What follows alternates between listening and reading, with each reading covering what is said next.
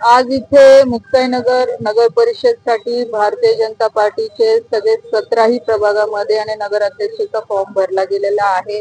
आणि जे आमचे भारतीय जनता पार्टीचे सर्व पदाधिकारी आहे, मग त्याच्यात डॉक्टर फडके काका असतील, आमच्या शुभो असतील, त्याच्यानंतर आमचे जिल्हा सचिव प्रफुल्ल जी असतील, त्याच्यानंतर आमचे जयपाल जी असतील, आमचा मोहन महाजन, सगळे आमचे पद अधिकारी, सगळे तालुक्याचे अध्यक्ष व सर्व भारतीय जनता पार्टीचे कार्यकर्ते आणि आदरणीय गिरीश भाऊंनी यांच्या सगळ्यांच्या माध्यमातून हा निर्णय घेण्यात आलेला आहे की मुक्ताईनगर शहरामध्ये भारतीय जनता पार्टी ही स्वबळावर निवडणूक लढवेल।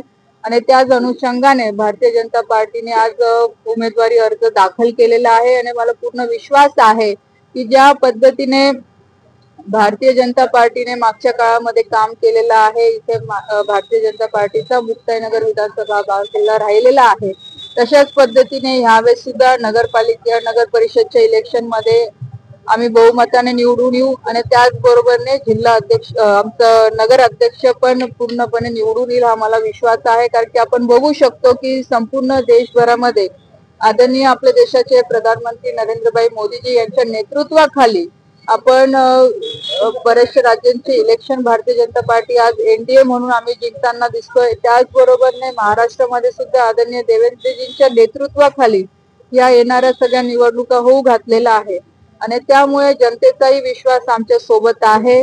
मुक्ताईनगर विधानसभेमध्ये भारतीय जनता पार्टीला मानणारा आणि मतदार हा खूप मोठा वर्ग आहे। जर आपण बघितलं असेल की लोकसभामध्ये तिसऱ्यांदा मी इथून निवडून आलेली आणि नेहमी मला 40 ते 50 हजार 60 हजारापर्यंतचं लीड मुक्ताईनगर विधानसभेमधनं मिळालेला आहे। आणि मी ह्या निवडणुकीची स्वतः जबाबदारी घेतलेली आहे। इथली स्थानिक म्हणून, ह्या विभागाची खासदार म्हणून, मंत्री म्हणून मुक्ताईनगर शहर ही मी स्वतः मैदानात उतरून सगळ्या पदाधिकाऱ्यांसोबत आम्ही या निवडणुकीला समोर जाणार आहे।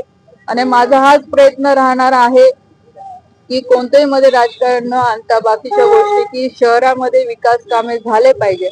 आणि जो भारतीय जनता पार्टीला मानणारा आमचा वर्ग आहे, जो मतदार आहे, त्यालाही एक समाधान मिळालं पाहिजे की इथे भारतीय जनता पार्टीची आधीपासून सत्ता होती आणि या निवडणुकीच्या माध्यमातून आम्ही परत ती सत्ता आणायचा आम्ही प्रयत्न करतोय। राष्ट्रवादी शरदचंद्र पक्ष पवार गटाने माघार घेतलेली होती।